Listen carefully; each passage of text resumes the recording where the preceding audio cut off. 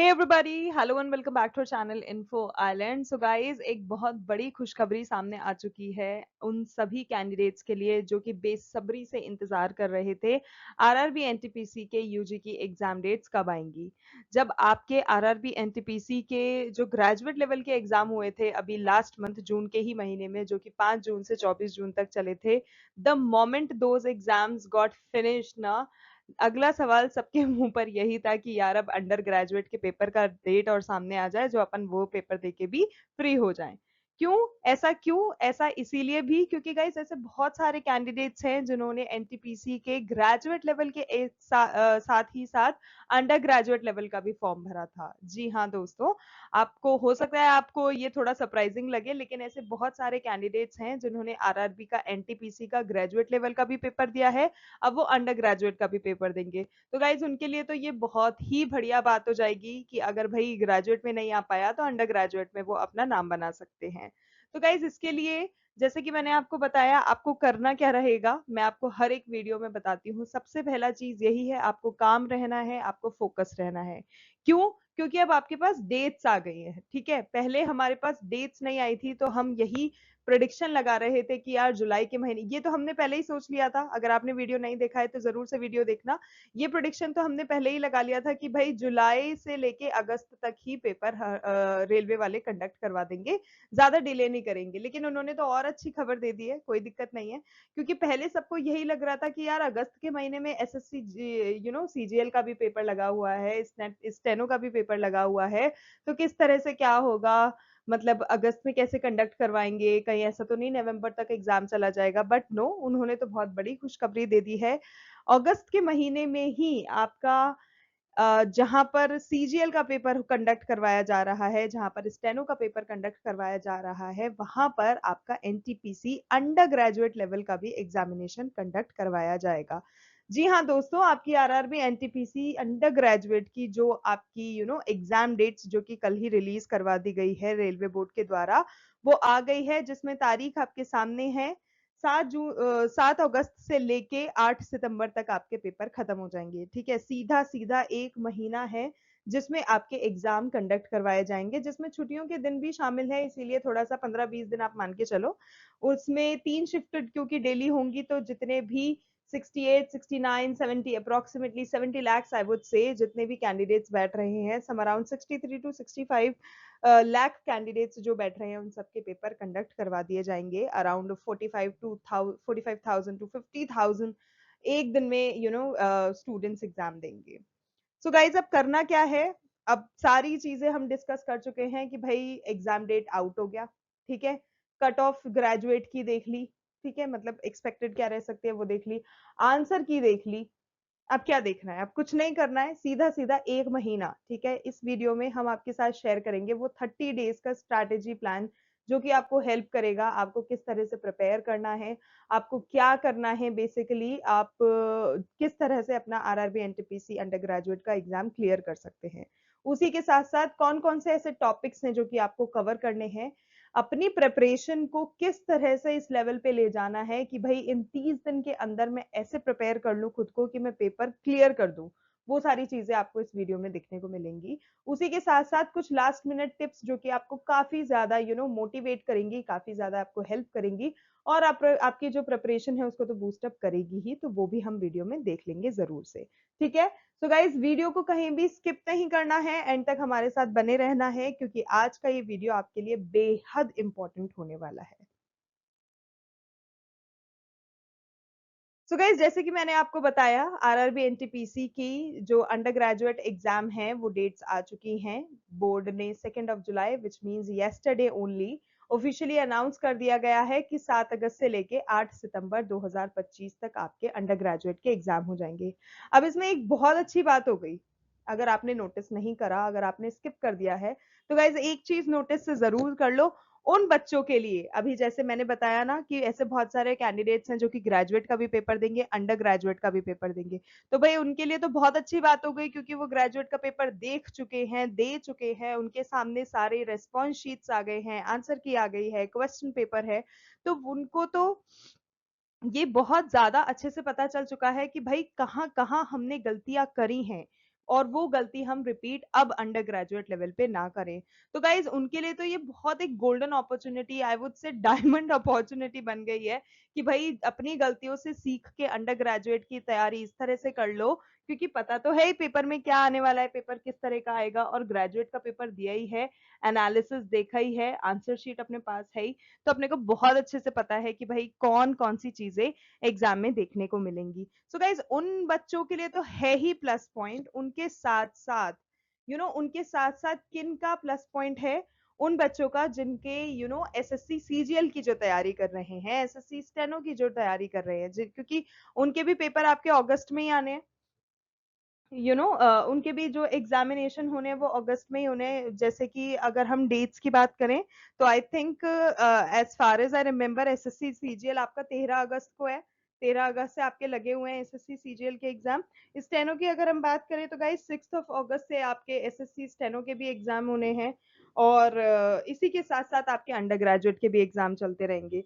तो गाइज ये एक बहुत अच्छी अपॉर्चुनिटी हो गई है उन कैंडिडेट्स के लिए जो दोनों ही एग्जाम की प्रिपरेशन कर रहे हैं।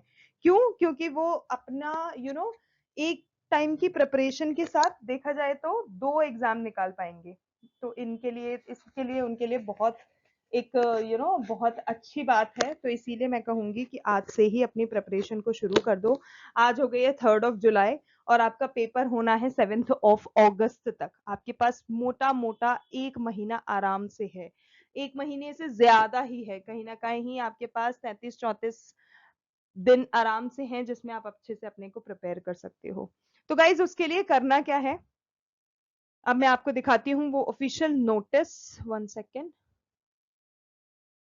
ये रहा गाइस, ये रहा वो ऑफिशियल नोटिस जो कि ऑफिशियली अनाउंस करा गया है, जिसके द्वारा यहाँ पर डेट्स गिवन है रेलवे बोर्ड के द्वारा कि भाई वो नॉन टेक्निकल, ये जो आपका पॉपुलर कैटेगरीज यानी कि एनटीपीसी का जो अंडर ग्रेजुएट का सीबीटी कंप्यूटर बेस्ड टेस्ट है CBT 1, वो कब कंडक्ट करवाएगी, जैसे कि आप देख सकते हो 7 अगस्त से लेके 8 सितंबर तक। और बाकी ये चीजें इंपॉर्टेंट है, आप देख सकते हो, पढ़ सकते हो, ऑफिशियल वेबसाइट पर विजिट कर सकते हो, उससे अब आपको पता पड़ जाएगा। अब गाइस सारी चीजें आपके सामने हैं, अब आपको सिर्फ और सिर्फ प्रिपरेशन करनी है। अब क्योंकि प्रिपरेशन ऐसी होनी चाहिए कि भाई मजा आ जाए, लगे कि हाँ भाई 30 दिन में हमने सच में झंडा गाड़ दिया। I hope you are understanding the meaning when I am saying it, कि भाई मैंने कर दिखाया वाला जो चीज, वो जज्बा आपके अंदर होना ही होना चाहिए।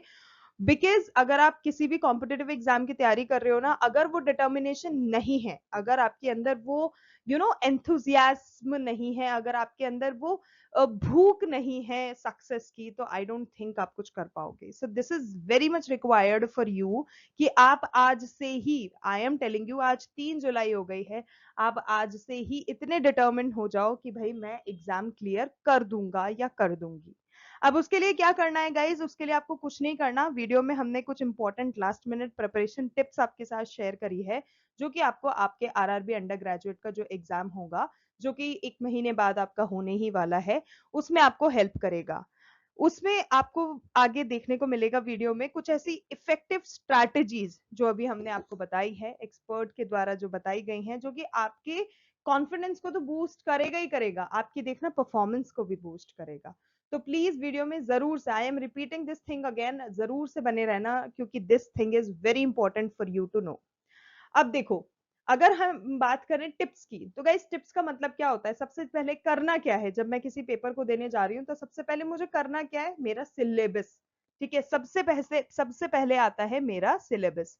मुझे देखना है भाई मेरा सिलेबस क्या है, मुझसे एग्जाम में क्या पूछा जाएगा, किस तरह का एग्जाम पैटर्न आएगा, किस तरह के टॉपिक्स कवर आएंगे, मोस्ट वेटेज क्वेश्चन कौन से हैं, मोस्ट वेटेज टॉपिक कौन से हैं, उन सब पे मेरे को फोकस करना है।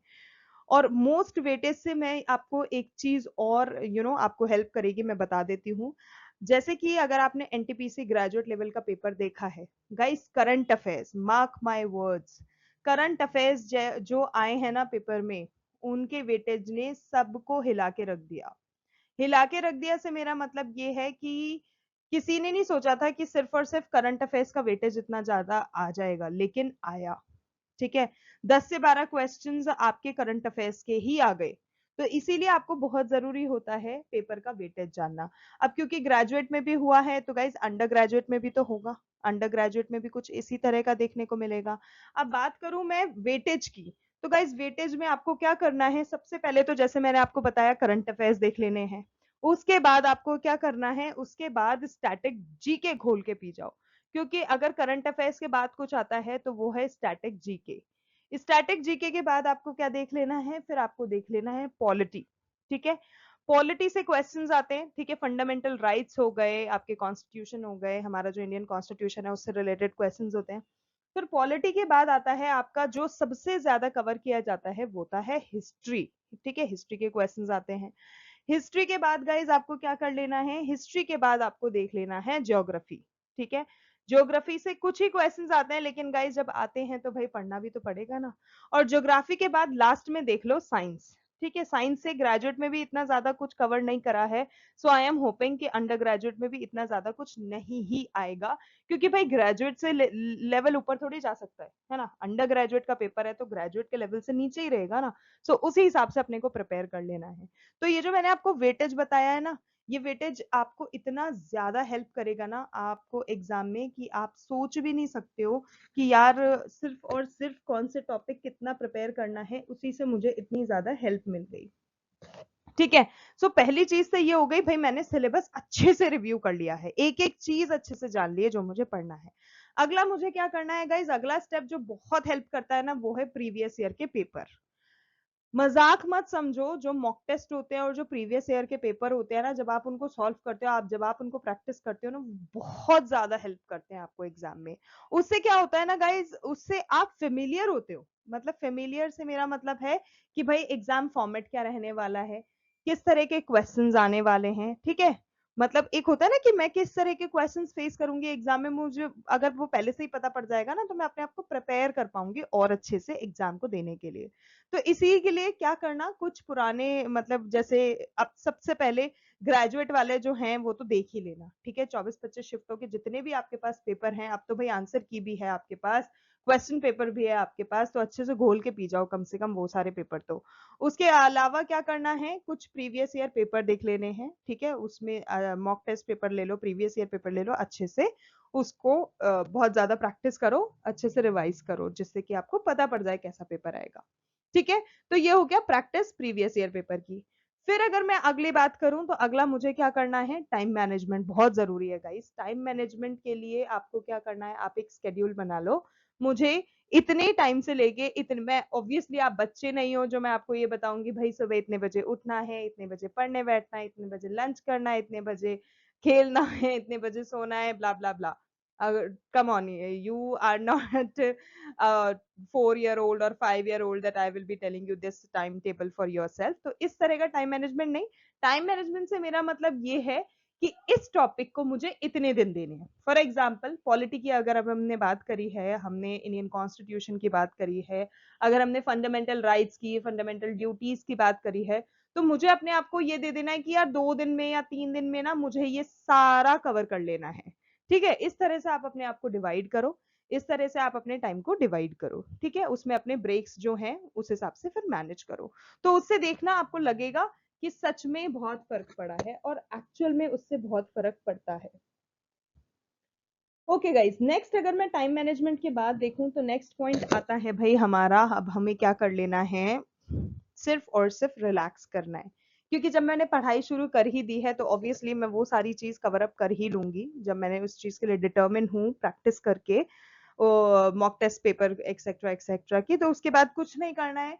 क्योंकि गाइस होता क्या है ना, लास्ट मिनट रश में, लास्ट मिनट में हम क्या करते हैं ना, बहुत ज्यादा कभी कभी अपने लिए पैरों पे कुल्हाड़ी खुद मार लेते हैं, बहुत ज्यादा कंफ्यूज हो जाते हैं, हम इतना ज्यादा पढ़ लेते हैं जिसकी एक्चुअल में रिक्वायरमेंट तो नहीं थी। फिर उस इतना ज्यादा पढ़ने के कारण हम क्या करते हैं, लास्ट में कंफ्यूज हो जाते हैं।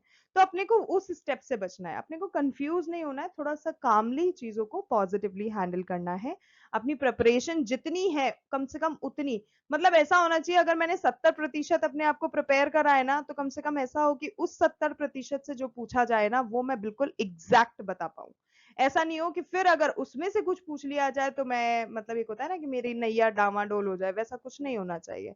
अगर ऐसी प्रिपरेशन रहेगी ना तो देखना आप जरूर से अपना नाम बना पाओगे एनटीपीसी में, क्योंकि पेपर का लेवल अभी भी जैसे हमने देखा था एनटीपीसी ग्रेजुएट में गाइस क्या हुआ था, मैथमेटिक्स बच्चों ने कर लिया, रीजनिंग बच्चों ने कर लिया, सब कुछ हैंडल कर लिया, लेकिन सिर्फ और सिर्फ कहाँ मात खा गए, जीएस पे।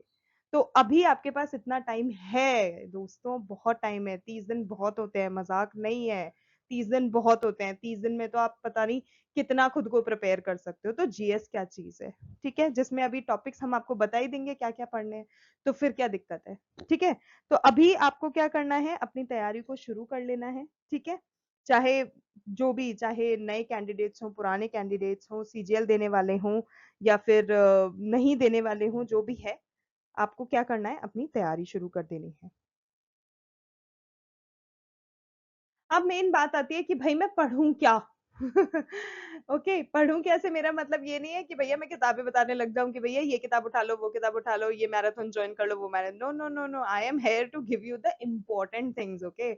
आई am here to provide you with the मोटा मोटा कि हाँ भाई ये कर लोगे तो बात बन जाएगी, ठीक है। तो अभी हम क्या करेंगे, हम वो इंपॉर्टेंट टॉपिक्स डिस्कस करेंगे जो कि आपके एग्जाम में आपको हेल्प करेंगे, क्योंकि आपको एग्जाम में क्वेश्चंस उधर से ही पूछा जाएगा, ठीक है। तो सबसे पहला भाई वेटेज आप जानते ही हो, ठीक है, पैटर्न आप जानते ही हो, आपका एग्जाम पैटर्न क्या रहेगा, कितने क्वेश्चंस कहाँ से आएंगे, ठीक है, वो सब आपको पता ही है। तो अब मैं बता देती हूँ आपको टॉपिक्स कौन से कवर करने हैं। सो गाइस, सबसे पहले आप जनरल अवेयरनेस देख लो, ठीक है। जनरल अवेयरनेस में आपको क्या करना है, आपको जो भी नेशनल इंटरनेशनल इवेंट्स हो रहे हैं ना, वो सारे प्रिपेयर करने हैं। और गाइज मैं एक चीज और बोलूंगी, मैं अपने चैनल पर जो होम पेज होता है, अगर आपने विजिट करा हो तो उस पर क्विज भी पोस्ट करती हूँ ऑन अ डेली बेसिस, ठीक है। वो जो होते हैं ना, वो करंट अफेयर्स ही होते हैं, वो सारे क्वेश्चंस आपको सारे इवेंट से जोड़े रखेंगे जो कि डे बिजनेस में हो रहे हैं, जो कि डे टू डे लाइफ में हो रहे हैं, चाहे वो नेशनल लेवल पे हो, इंटरनेशनल लेवल पे हो। मैं एक एक चीज आपको क्विज के द्वारा चैनल पे प्रोवाइड कराती हूँ। तो प्लीज उनमें एंगेज हुआ करो, इन्वॉल्व हुआ करो, उन क्विज को आंसर करा करो। उससे आपको पता पड़ेगा कि भाई आप कितने पानी में हो, कितना आपको नेशनल और इंटरनेशनल इवेंट्स के बारे में पता है और कितना नहीं पता है, ठीक है। सो आपको क्या करना है, नेशनल इंटरनेशनल इवेंट्स के बारे में पता कर लेना है, अपडेटेड रहना है, स्पेशली जो चीजें पॉलिटिक्स से रिलेटेड है, इकोनॉमिक्स से रिलेटेड है, साइंस से रिलेटेड है या टेक्नोलॉजी से रिलेटेड है। इनसे रिलेटेड तो टॉपिक छोड़ने ही नहीं है, ठीक है। चाहे पेपर में कहीं भी साइंस सेक्शन भी देख लो ना, तो ये चीजें तो पढ़ ही लेनी है, ठीक है। उस जैसे कि अभी सुधांशु जो हैं, he is like very much in limelight, तो उनसे रिलेटेड चीजें भी जरूर से पढ़ लेना, ठीक है, आपको पता होने चाहिए ना। उसके अलावा आपको टॉपिक्स कवर कर लेने हैं इंडियन हिस्ट्री से, ज्योग्राफी से, पॉलिटी से, इकोनॉमिक्स से और साइंस से। उसके अलावा बात करूं कि मैं कौन सी ऐसी बुक्स हैं जो कि आपको रेफर करनी है, जो कि आपको इन टॉपिक्स को कवर करने में हेल्प करेगी, तो guys my personal favourite is Lucent's general book. Lucent's general book से बढ़िया कोई जीके के लिए बुक ही नहीं हो सकती ब्रो। उसमें आपको वन लाइनर्स में सारी ही इंपॉर्टेंट इंफॉर्मेशन दी जाती है। बड़ी बड़ी पैसेज हो गए, बड़े बड़े आर्टिकल्स हो गए, बड़े बड़े किसी भी फॉर्म में देख लो आप, आपको मिल जाएगी। और इतने, एक होता है ना कि इतने मतलब डायरेक्ट, एक कट टू कट वाला चीज है कि आपको डायरेक्ट आपको चीजें बताएंगे, फालतू की इंफॉर्मेशन नहीं देंगे वो। तो लूसेंट जनरल नॉलेज की हो गई, मनोरमा ईयर बुक हो गई और इंडिया ईयर बुक हो गई, ये जरूर से रेफर कर लेना।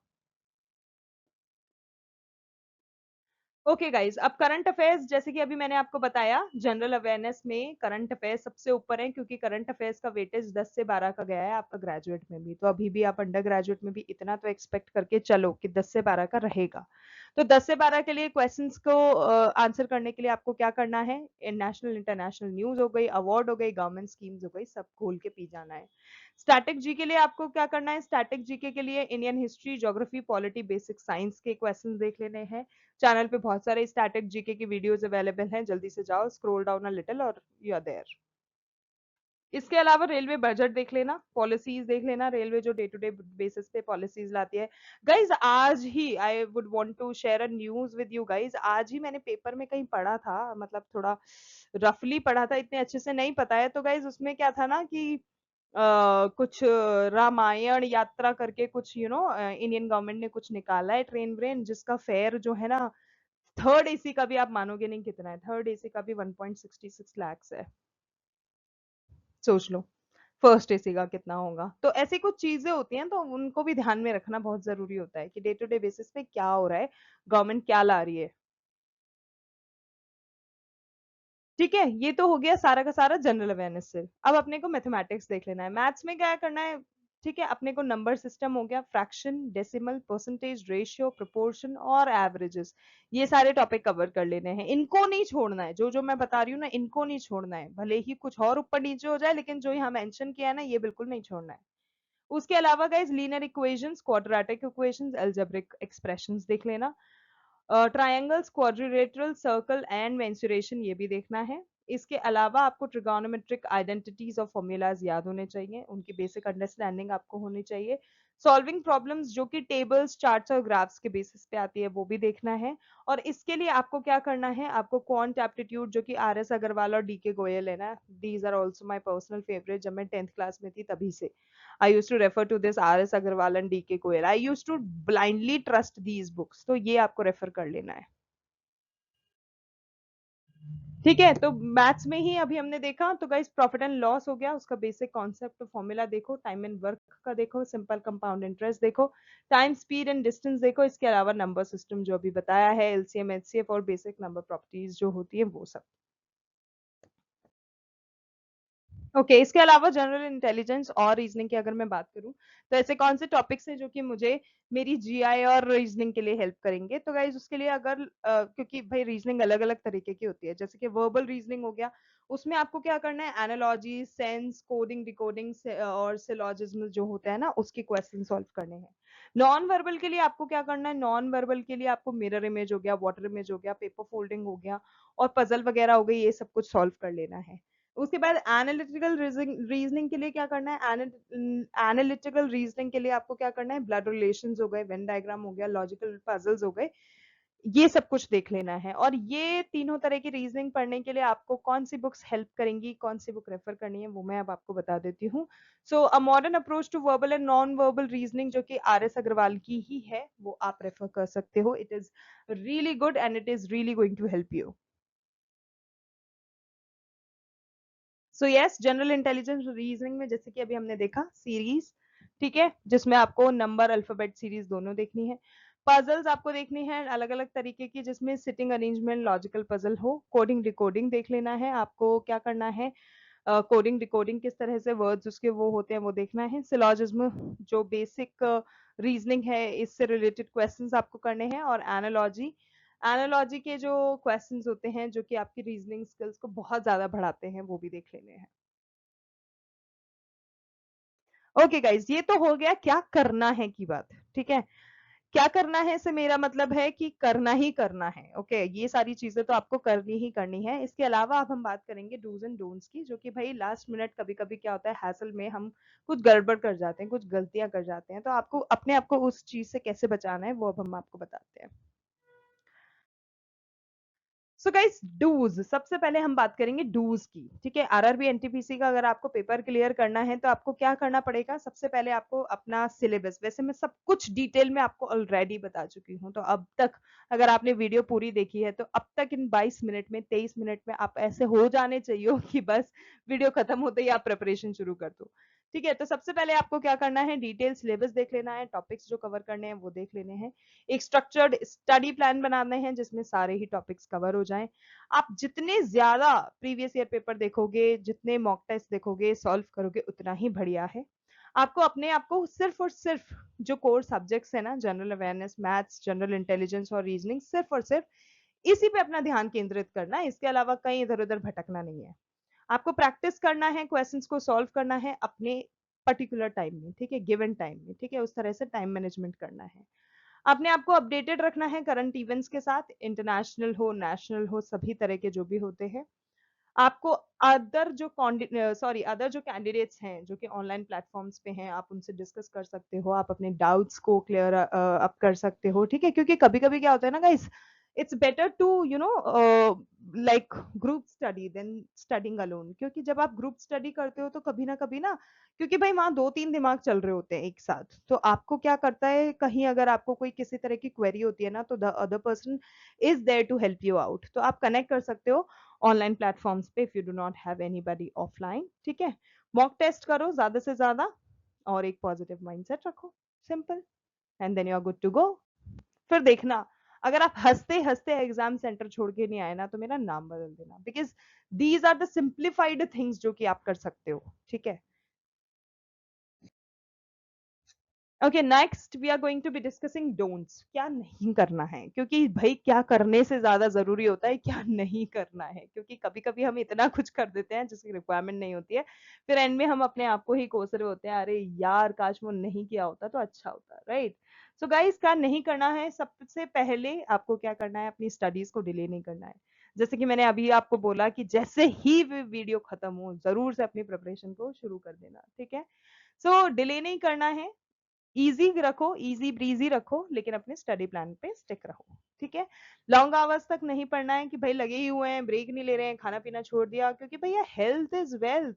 हेल्थ ही नहीं होगी तो एनटीपीसी में लग के भी क्या कर लोगे, बीमार पड़े रहोगे तो हॉस्पिटल के बेड पे पड़े रहोगे। So please take care of your health, ठीक है। Next is you have to minimise the distractions, पढ़ाई के समय सिर्फ और सिर्फ पढ़ाई होनी चाहिए, ठीक है। आपको पैनिक नहीं होना है, बहुत ज्यादा जरूरी है काम एंड कंपोज रखना, अपने माइंडसेट को जितना पॉजिटिव रखोगे, जितना काम रखोगे, उतना ज्यादा आप अपनी प्रिपरेशन अच्छे से कर पाओगे। Next, you have to take care of your physical health by eating well, exercising well and getting enough sleep, क्योंकि वो नहीं होगा तो पेपर देने नहीं जा पाओगे, ठीक है। And at last you have to focus on your progress, you have to focus on your preparation, ठीक है। किसी और से कंपेयर नहीं करना कि यार उसने तो वो टॉपिक कर लिया, यार मैंने तो किया ही नहीं है, वो तो इतना बढ़िया है, यार मैंने तो ऐसा किया। So you do not need to do that, trust yourself, trust your preparation, अपने लेवल अपने आप अच्छे हो जाएंगे। ओके, लास्ट मिनट टिप्स अब हम। ओके गाइस, वैसे तो ये सारी मैं चीजें आपको बता ही चुकी हूँ, तो I do not need, I do not feel the need to explain that again, लेकिन क्योंकि हम बात कर ही रहे हैं तो मैं आपको शॉर्ट में फिर से बता देती हूँ। You have to revise the important topics first, सबसे पहले क्या करना है, आपको अपने इम्पोर्टेंट टॉपिक्स रिवाइज करने हैं, क्योंकि गाइज दो अलग अलग चीजें होती हैं, प्रैक्टिस और रिविजन, ठीक है। इन दोनों में बहुत से कंफ्यूज हो जाते हैं, ठीक है। बहुत से को लगता है यार प्रैक्टिस और रिविजन एक ही चीज है, नहीं बाबा नहीं, practice is different and revision is different. तो आपको क्या करना है, जितने भी इंपॉर्टेंट टॉपिक्स हैं, चाहे आपको आते हैं चाहे आपको नहीं आते हैं, सबसे पहले रिवाइज करके छोड़ दो, ठीक है। कम से कम वो तो प्रिपेयर हो जाएगा। सेकंड, आपको क्या करना है, मॉक टेस्ट और टेस्ट सीरीज प्रिपेयर करनी है, प्रैक्टिस करनी है, सॉल्व करनी है, जितने से जितना कर सकते हो उतना ज्यादा करना है, because practice is the key. जितना प्रैक्टिस करोगे ना उतना बढ़िया नंबर आएंगे। उसके बाद आपको एग्जाम पैटर्न के हिसाब से चलना है, वो सारी चीजें मैं आपको बता ही चुकी हूँ कि आपको 90 मिनट्स दिए जाएंगे, उसमें आपको 100 मार्क्स कंप्लीट करने हैं, 1 मार्क ईच क्वेश्चंस होंगे जो कि टोटल 100 मार्क्स बनाएंगे। हर एक गलत क्वेश्चन, गलत आंसर के लिए आपका 1/3 मार्क्स कट जाएगा।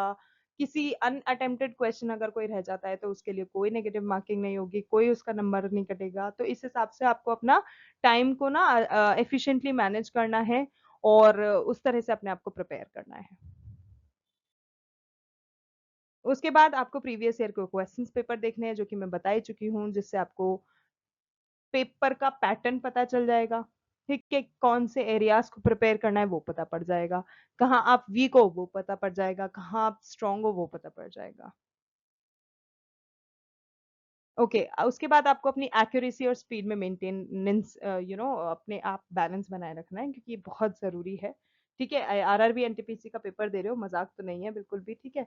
क्योंकि एक्यूरेसी और स्पीड इज द की, जब आप आंसर कर रहे होंगे, अलॉटेड टाइम में दे रहे होंगे, तो आप अपने स्कोर पोटेंशियल को बढ़ा सकते हो।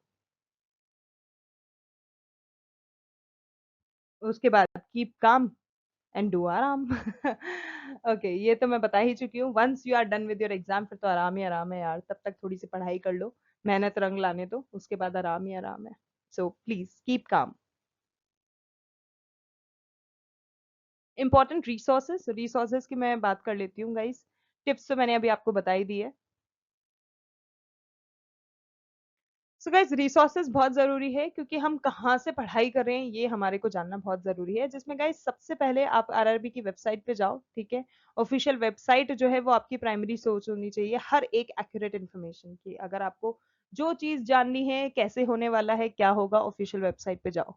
दूसरा, प्रीवियस ईयर क्वेश्चन पेपर निकाल लो, ठीक है? जहाँ से exam pattern, question type, difficulty level सब आपको पता पड़ जाएगा। रिकमेंडेड बुक्स जो अभी बताई हैं वीडियो में, वो ज़रूर से देख लेना and you can trust by that. उसके बाद मॉक टेस्ट दो, जितने ज़्यादा से ज़्यादा दोगे उतना बढ़िया है। आपको अपना वीक एरियाज पता पड़ जाएगा, आप अपना टाइम मैनेजमेंट इंप्रूव कर सकते हो। ऑनलाइन स्टडी मटेरियल आजकल बहुत अवेलेबल है। आपको स्टडी नोट्स चाहिए, वीडियो लेक्चर्स चाहिए, मैराथन्स चाहिए, किसी भी तरह की कोई प्रैक्टिस क्वेश्चन चाहिए, everybody is there to support you guys. तो प्लीज स्टडी मटेरियल पे ध्यान देना। उसके बाद कोचिंग इंस्टीट्यूट्स, अगर आप चाहते हो किसी स्ट्रक्चर्ड गाइडेंस को, जो आपको 30 डे का मास्टर प्लान दे, एक्सेट्रा एक्सेट्रा, तो आप वो ज्वाइन कर सकते हो if you wish to, if you are like that student.